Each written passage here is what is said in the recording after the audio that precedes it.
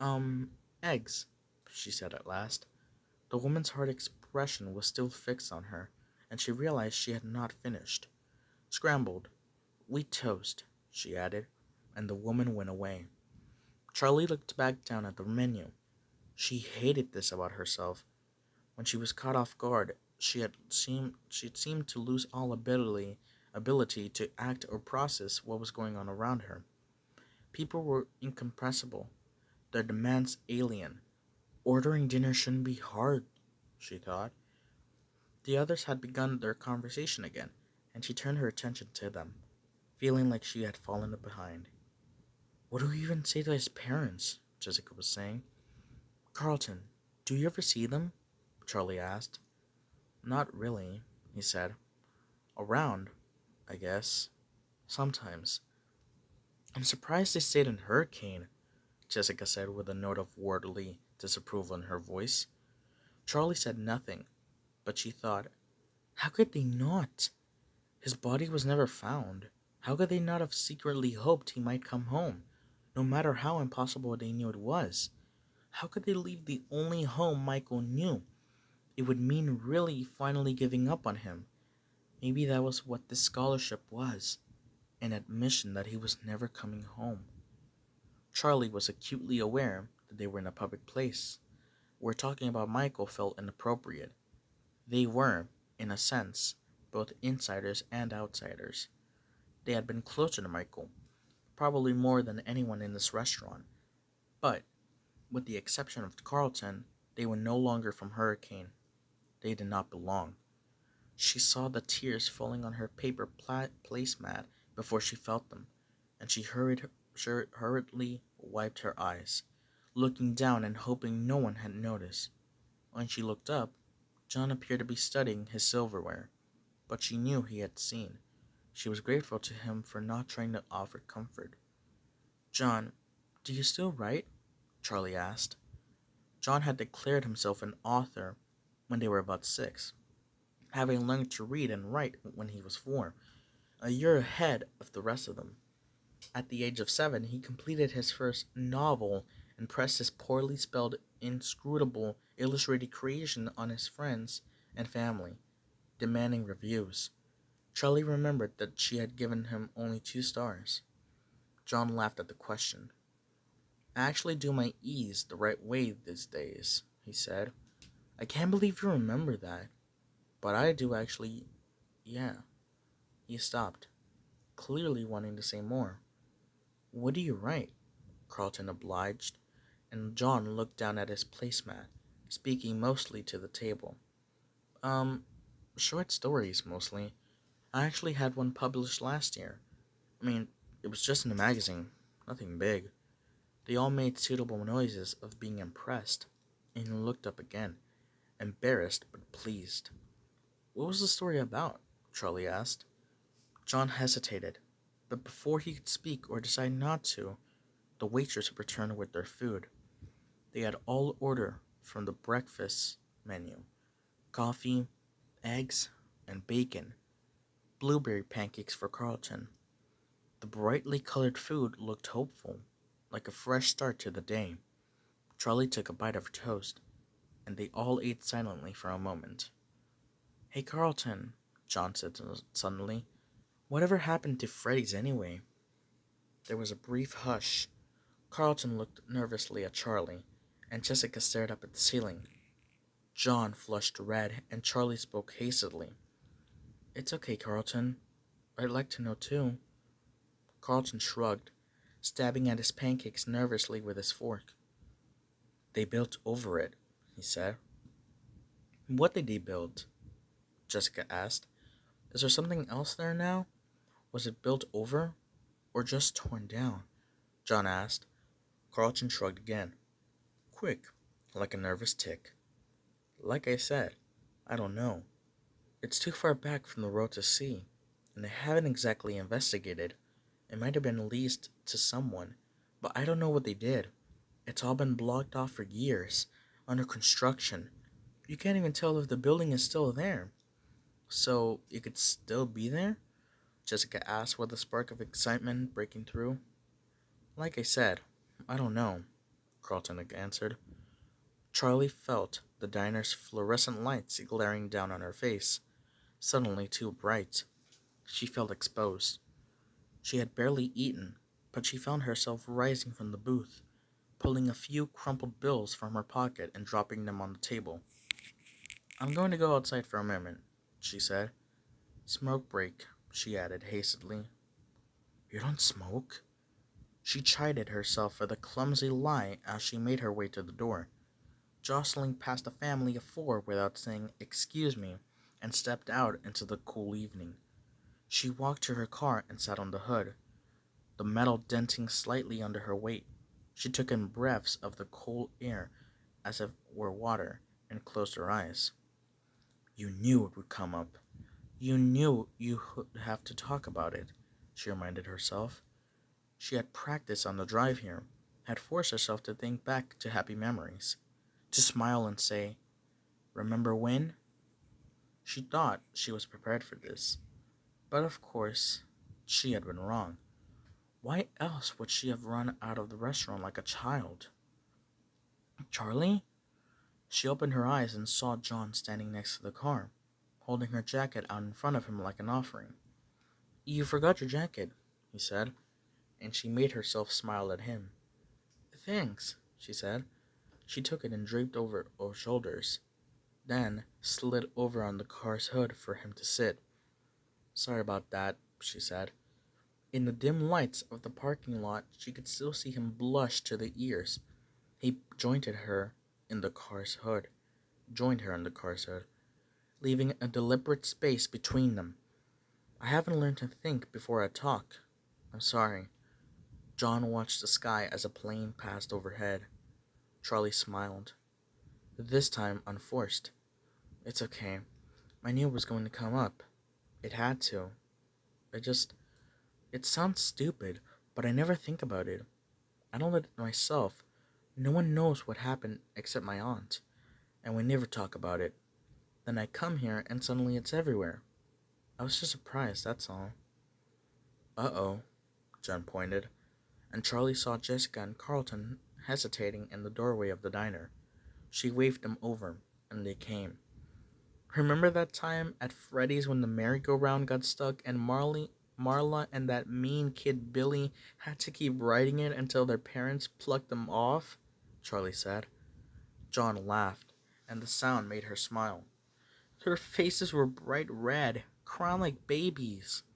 She covered her face, guilty that it was so funny to her. There was a brief, surprised silence, then Carlton started laughing. Then Marla puked all over him. Sweet justice, Charlie said. Actually, I think it was nachos, John added. Jessica wrinkled her nose. So gross, I never wrote it again. Not after that. Oh, come on, Jessica, they cleaned it, said Carlton. I'm pretty sure kids puked all over the place.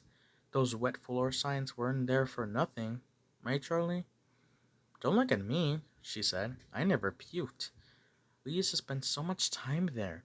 Privileges of knowing the owner's daughter, Jessica said, looking at Charlie with mock accusation.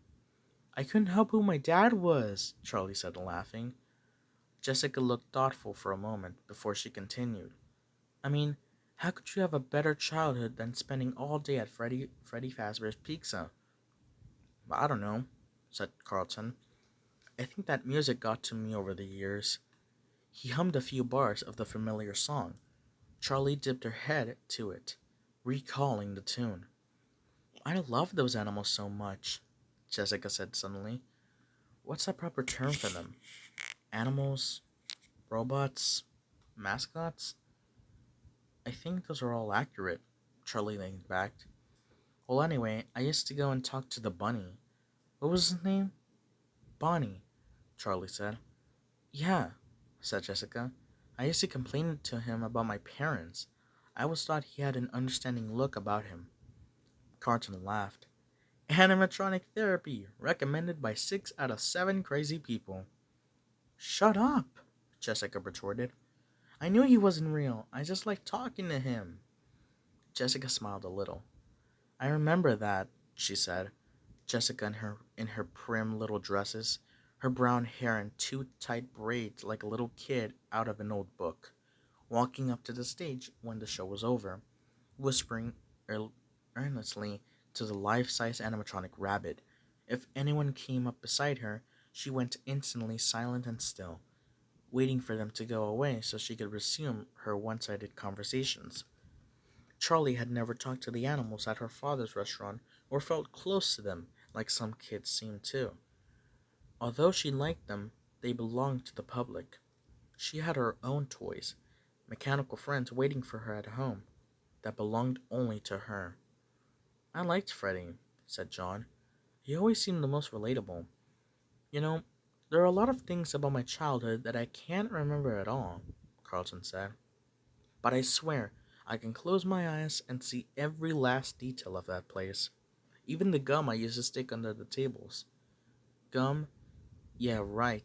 Those were boogers. Jessica took a tiny step away from Carlton. He grinned. I was 7. What do you want? You all picked on me back then. Remember when Marla wrote Carlton smells like feet on the wall outside? You did smell like feet. Jessica laughed with a sudden outburst. Carlton shrugged, unperturbed. I used to try to hide it when it was time to go home. I wanted to be stuck in there overnight so I could have the place for myself. Yeah, you always kept everyone waiting, said John, and you always hid under the same table. Charlie spoke slowly, and when she did, everyone turned to her, as though they had been waiting. Sometimes I feel like I remember every inch of it, like Carlton, she said, but sometimes it's like I hardly remember it at all. It's all in pieces, like I remember the carousel, and that time it got stuck. I remember drawing on the placemats. I remember little things, eating that greasy pizza, hugging Freddy in the summer, and his yellow fur getting stuck all over my clothes. But a lot of it's like pictures, like it happened to someone else. They were all looking at her oddly. Freddy was brown, right? Jessica looked to the others for confirmation. I guess you really don't remember it that well after all, Carlton teased Charlie, and she laughed briefly. Right, I meant brown, she said. Brown. Freddy was brown. Of course he was. She could see him in her mind now, but somewhere in the depths of her recall, there was a flash of something else. Carlton launched into another story, and Charlie tried to turn her attention to him, but there was nothing disturbing, worrisome about that lapse in memory. It was 10 years ago.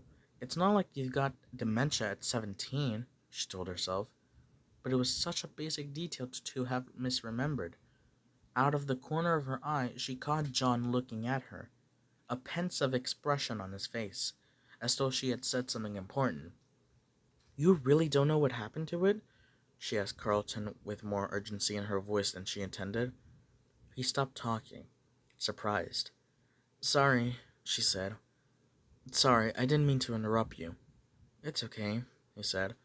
But yeah, or no, I really don't know what happened. How can you not know? You live here. Charlie, come on, said John. It's not like I hang around that part of town. Things are different. The town has grown, Carlton said mildly, seeming unruffled by her outburst. And I honestly don't look for reasons to go around there, you know? Why would I? There isn't any reason. Not anymore.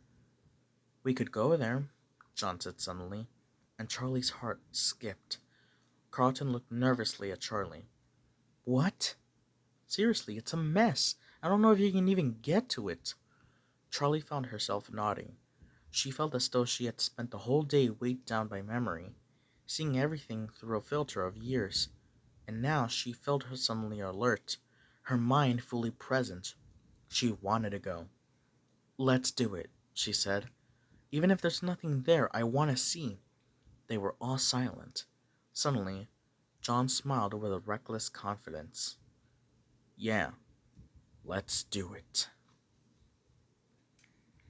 And that, my friends, was chapter 1 of the Freddy Silver Eyes book 1. I really hope you guys enjoyed that chapter. I'll try to continue Into the Pit from Fazbear Fright series, but I'm reading The Silver Eyes, The Twisted Ones, and The Fourth Closet. So those three books those books that I just mentioned, The Silver Eyes, The Twisted Ones, and the Fourth Closet, those are separate books. Those are like um the Fazbear Fright series and the original three are separate entities. Like they're not in the same um timeline. They're separate books. All right, so don't get confused. Anyways, I'll try to continue Into the Pit once I have more time. But for now, thank you so much for watching Chapter 1 of The Silver Eyes. I really hope I can make the other chapters, because let me just say, these are exhausting to even freaking record them. But thank you. I really do appreciate you guys listening to this whole chapter. And I'm sorry if there was some mispronunciation throughout some of the words. It's because I probably didn't read them correctly. Anyways, enough talk. I gotta go. See y'all, and bye, and thank you for listening.